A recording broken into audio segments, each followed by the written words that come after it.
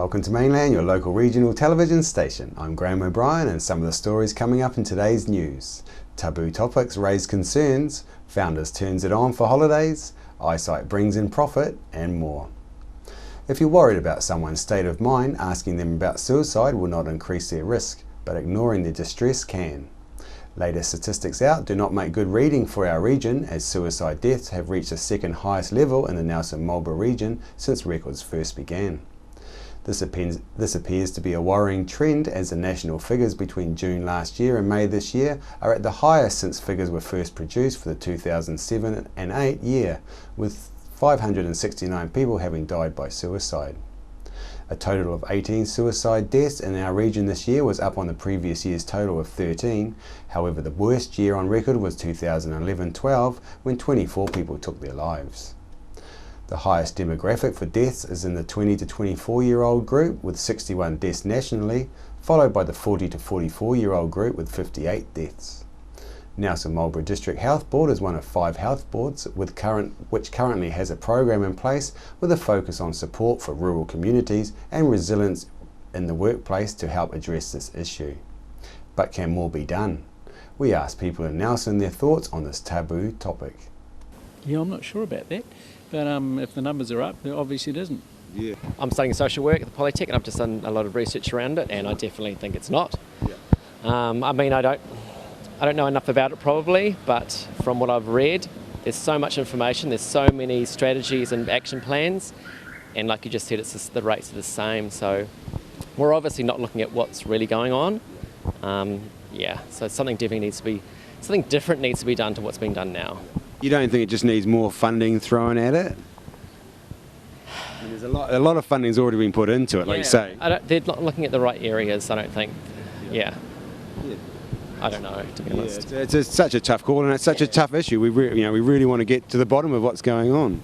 I think we were just talking to somebody in the market. Basically, people aren't happy, and when we're looking at why aren't people happy, what's actually going on to have people want to commit suicide. It's obviously all these people that are actually doing it, but there must be a whole lot of people that are thinking about it and wanting to do it that aren't being recognised as well. Like, I've read somewhere, suicide's an indicator of what's going on in society and how people are feeling. It's not good. So yeah. Community health was on the menu, presented by Nelson-Marlborough District Health Board CEO Chris Fleming to the public on Tuesday night, where around 100 people attended the community engagement meeting. DHB Strategy General Manager Andrew Lesperance and Board Chairperson Jenny Black were also there to present the DHB strategic direction and give them a chance to answer questions and give feedback on the direction and the Health Board's priorities. Chrissy Small spoke with Nelson woman Sarah Cooper, who attended this meeting. Sarah Cooper, last night, that was Tuesday night, the DHB had basically an information gathering and sharing process, I believe. You were there. Can you tell us a bit about what was going on? Yes, I can. Hi. We were invited. The community was invited to listen to the DHB talk about their what sounded like their last 6 months of work, talking and discussing with them between themselves, and going into the Nelson-Marlborough region and finding out their stats and figures for our health and well-being in the community.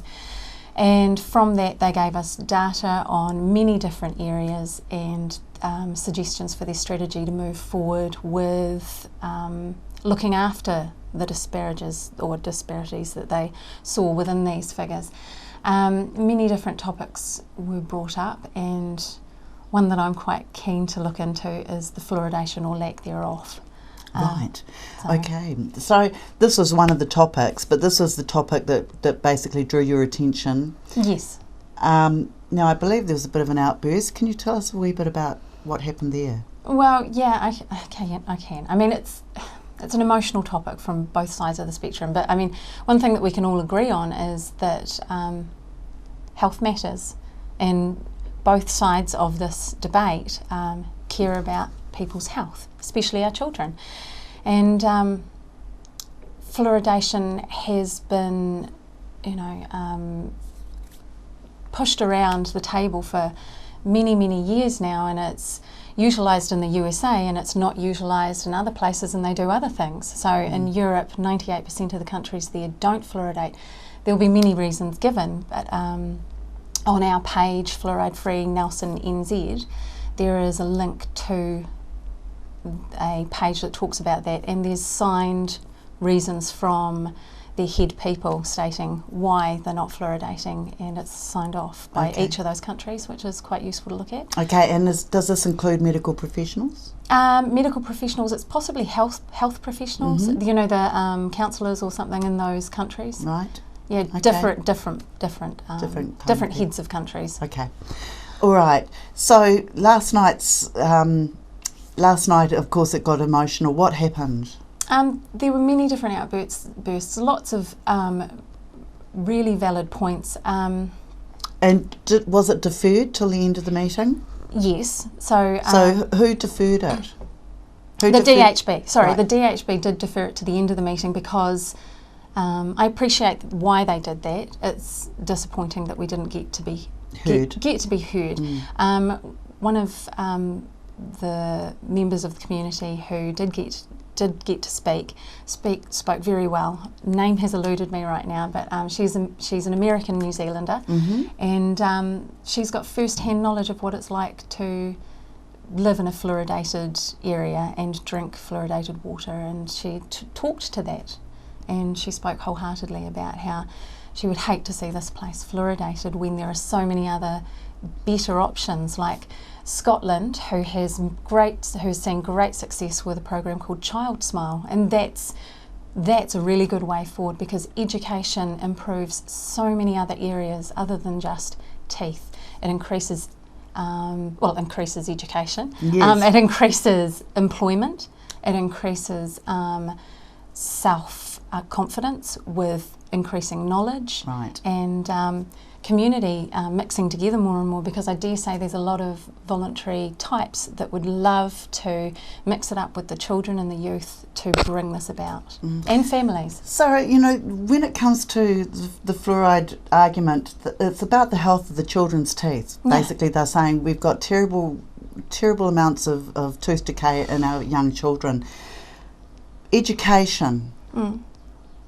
Mothers who give babies juice in bottles, the sugars, the high sugar content of foods. So basically, if people were educated about the types of food and drinks that they were supplying their children, wouldn't that solve the issue? Exactly. Yeah, no, completely. Child Smile, it has it all in it, that program. So I mean, we can totally bring it in here, bring it into New Zealand, and Kiwify it. It's possibly a term some people don't like, but it's, you know, a lot of people relate to it as well. Right. Yeah. So, okay. Now, so did you get to talk at the end of the meeting when it was deferred? Was it allowed to be brought up again? That was the disappointing bit, because we all waited 2 hours and to speak, and then we were not really given that choice. It was disbanded really. By the time 2 hours was up, a lot of people were very emotional, and so it becomes really difficult to communicate at that point, because there's a lot of tension. I managed to hand over the Child Smile documentation, so the DHB have got that, and they've said that they will review it, and we will be talking further on that. They've got my details and the details of Fluoride Free New Zealand as well. Now, the DHB say they can't actually make the laws. They can't, you know, they are only there to make their recommendations. Of all the subjects that were presented, had they run any ad campaigns on any of those topics? Well, they are advertising for a water fluoridation promotions manager right now, and during the presentation, this presentation is to talk about all of their strategies, like all of the different areas that require strategies, and it was a little bit disturbing to see that they have some advertising in their presentation, or their PowerPoint presentation, on one of their slides they've got a Fluoride Works and some other writing underneath it, but there is no other advertising for any other points of their strategy. So it was a little bit disappointing to see that there. Right. So they really have, you feel that they have an agenda. It feels as though they have an agenda, and I hope that they remove that advertising to dissuade that thought for us, and to reassure us that it is, a fair playground, so to speak. Will there be any other opportunities to talk to them about this issue? They have said that they are, yes, that they are keen to do that, and that a public meeting is on the forefront. It's just that they haven't organised one at this stage. So I'm looking to next month, either mid or towards the end of next month. So we'll put those dates to them and see what they come back with. We're going to don't know whether it's going to be a debate or a meeting or what format it'll be in, but maybe we can talk about that. Because they really want that discussion with the people. That's what they've made clear at this meeting, that they're there to have that discussion with the people in the community. And they've also said that the increase in education and increase in employment is what is required. So maybe Child Smile is something that they will find to be a really suitable solution. It'd be great to see them embrace the concept, wouldn't it? Yeah, definitely. Yeah. Okay, Sarah Cooper, thank you very much for your time today. Thank you. I also caught up with a couple of people on the street over the fluoride issue. Oh no, I'm a bit lukewarm about that. Most people use fluoride toothpaste, so I don't see why it should be put into drinking water, although they say that there's strong evidence that it does help teeth decay, which is a major concern in this community. Yeah, especially with all the sugar-added drinks. Yeah, no, that's right. Yeah. Oh, we just went to the DHB meeting last night, which was, I thought, appalling. They highlighted that fluoridation was one of their considerations, certainly, oral care for kids, which I totally agree with. And then they had a little thing that said, fluoride, it's safe, it works, on their slide presentation. But when it came to actually being able to talk about fluoride, they wouldn't take any questions from anybody who wanted to talk about fluoride, which was absolutely infuriating and really frustrating for people. Some people were in tears because the DHB just shut them down. We patiently listened for an hour, their slide presentation, their plan. We listened to 45 minutes of other people talking about other issues, but then when we wanted to talk, there was quite a few people. When we wanted to talk about the fluoride issues, they just shut people down, didn't want to know. They accused us of being a group. We don't know most of the other people that were there to talk about the issue, as if it was some sort of subversive organization. And they said that they would talk to one person, from the fluoride group. I'm not particularly anti-fluoride. I'm anti having it in our water. It's a small percentage of people that need it. We could do it through education, school systems. If you want your kids to have fluoride tablets, great, get them fluoride toothpaste. There's other ways to deliver it without mass medication of the whole population.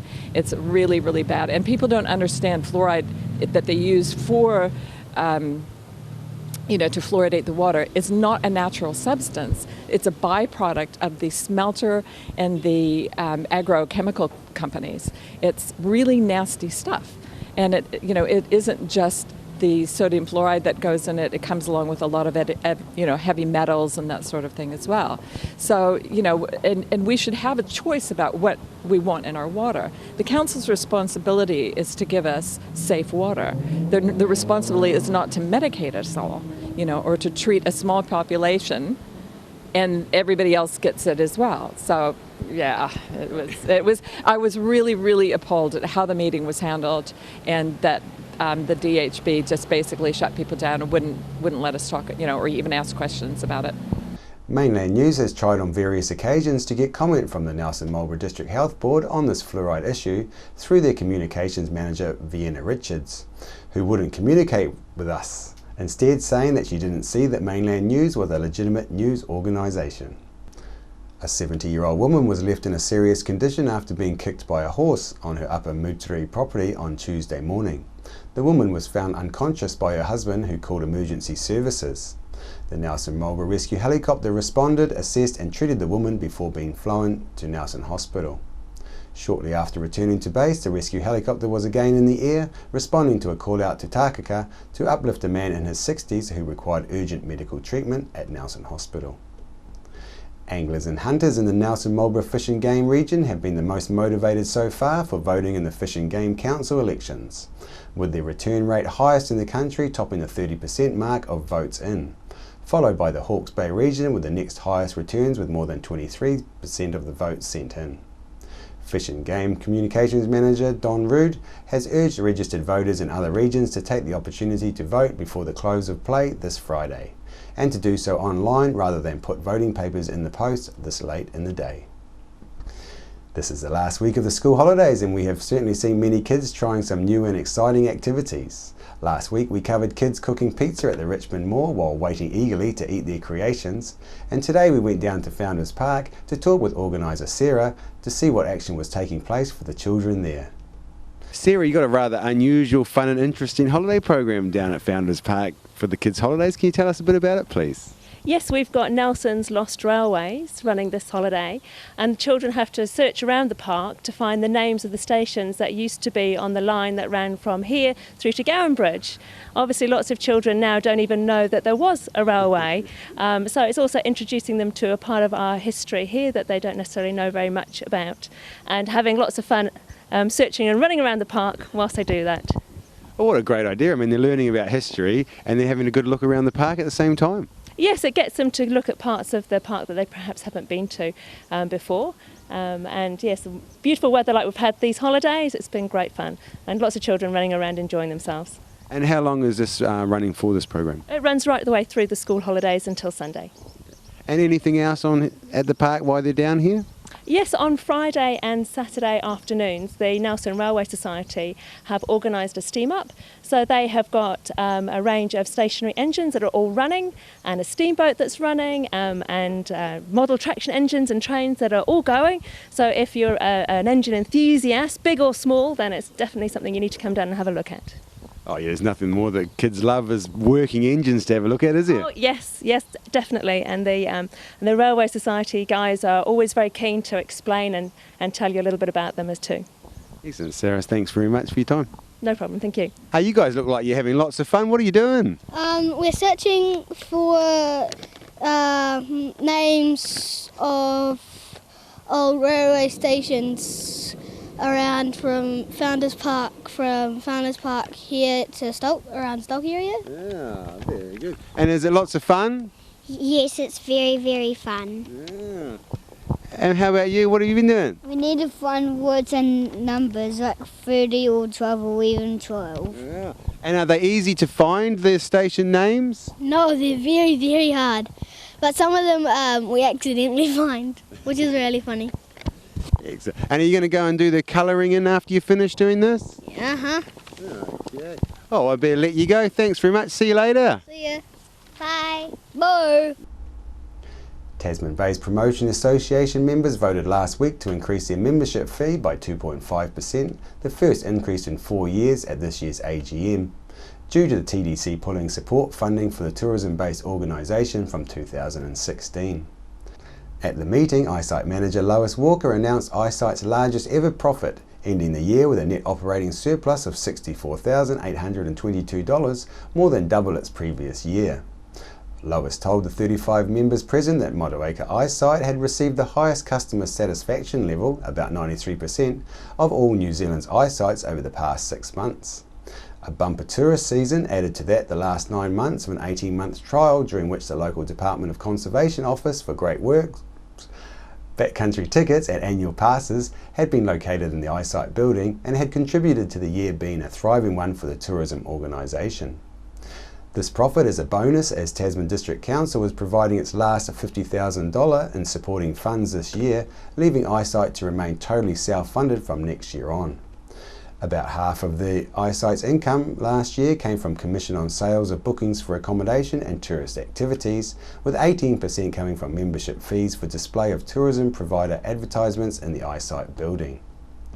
Lois Walker said that the organisation and tourism in general will in fact now be subsidising Tasman Council, given the amount of work that Eyesight does on Council's behalf when Council is closed, with no financial return.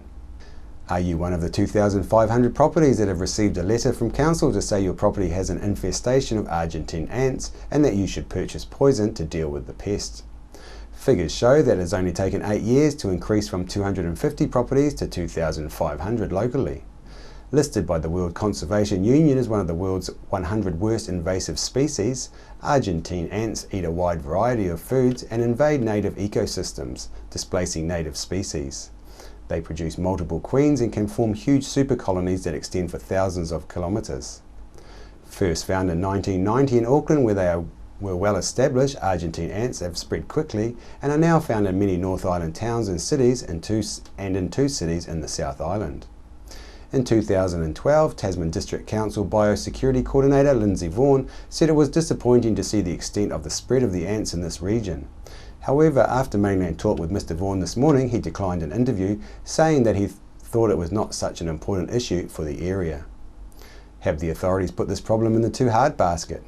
Which begs the question, how many more properties or native areas must be infested before just a box ticking exercise is all that's done to reduce this growing problem? For more information, please contact Tasman District Council's Biosecurity Coordinator Lindsay Vaughan. After the break, we'll bring you the latest weather update and some events and happenings coming up from around the region. Why would you want to pay as much as $1,000 for a single bed mattress when you can buy a high quality locally made mattress like this for as little as $220? And a queen size mattress could cost you in excess of $3,000, but at Nelson Beds you could have a mattress like this as low as $425. So why would you go out and spend a fortune on your child's bedroom when you can come to Nelson Beds and buy a complete single mattress and base set, a 7-drawer Scotch chest, a headboard and a 3-drawer bedside cabinet for as little as $979? So call and discuss our custom manufacturing options and local after sales service at Nelson Beds, Nelson's only bedding manufacturer. Nelson Tire Center, great prices, great service. Buy your own Bryford trailer, all types, all sizes. See Colin Douglas for your tires and batteries. Are you looking for a scooter, walker, wheelchair, baby seats or pushchairs? Then come in and see the Nelson Region Specialist at Mobility for You, 269 Queen Street, Richmond, opposite the library. We have a huge selection of scooters, walkers, wheelchairs and accessories, along with a free booklet guide. We also provide a breakdown service if you ever get a puncture or a flat battery. We have fully equipped service vans to rescue you. Hi, I'm Robin Jordan and I invite you to call in and see the friendly team at Mobility for You, 269 Queen Street, Richmond, opposite the library. I'm Francis from Nelson Auto Glass. We repair all auto glass, stone chips, windscreen replacements, scratch removal. If you have an auto glass issue, our team will sort it. Nelson Auto Glass Specialist, 84 Vanguard Street, Nelson. Edward Gibbon, the bathroom specialist, have a great range of bathroom ideas at their showroom at 23 McGlashan Ave in Richmond. Call in and check out some of the latest bathroom designs and fittings. Edward Gibbon, the bathroom plumbing and drainage supply specialist, 23 McGlashan Ave, Richmond.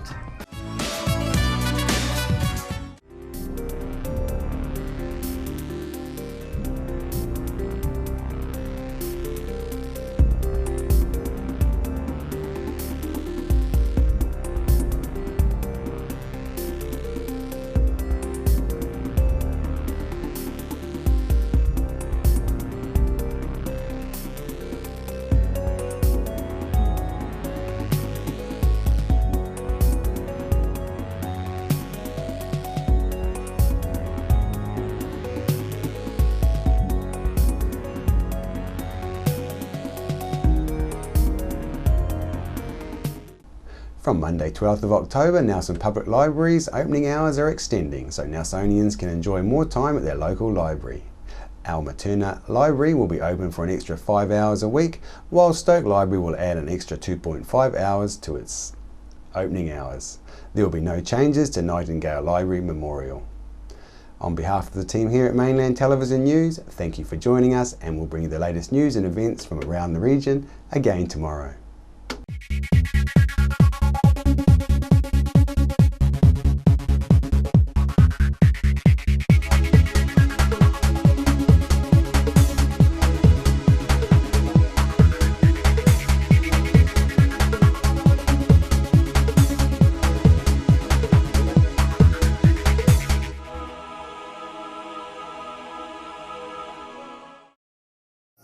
supporting local content so you can see more of New Zealand on air.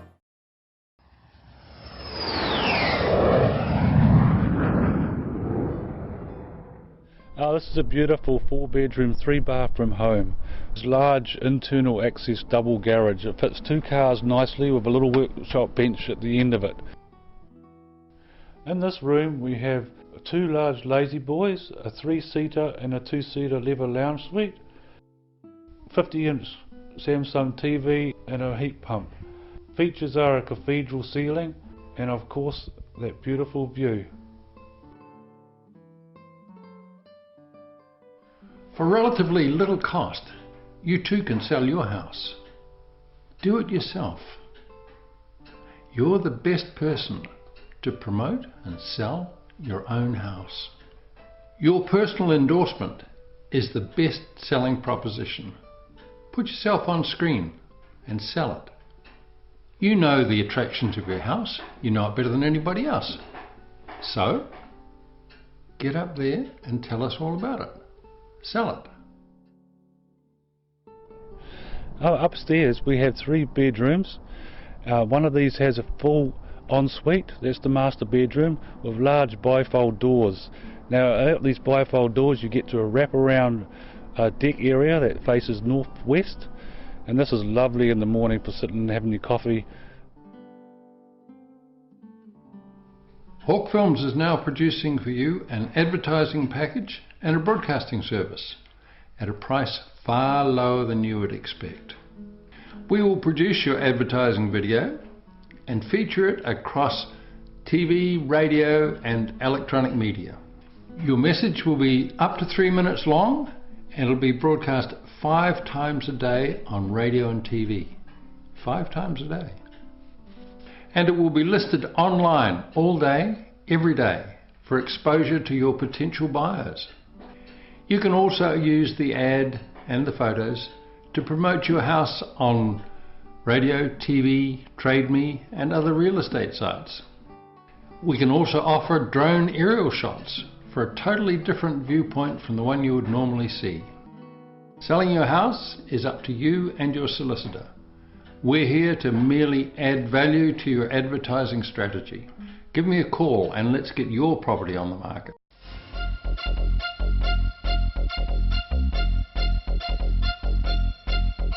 Or better still, email or text me and I'll call you back.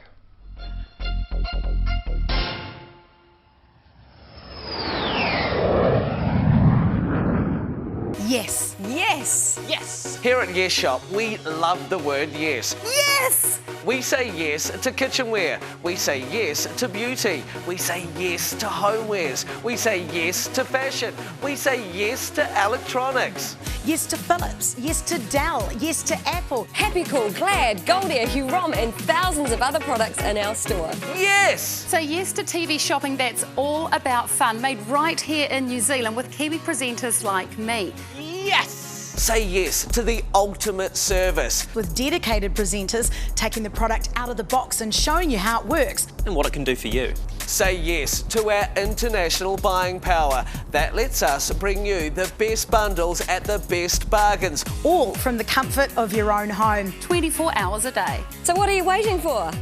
There's nothing quite like it. Come with me. Say yes to Yes Shop. Yes! We're the team at JCar, right here in Nelson, 120 Hardy Street. Our shop is full of electronic items, including security alarm systems, electronic components, solar and power, electronics toys,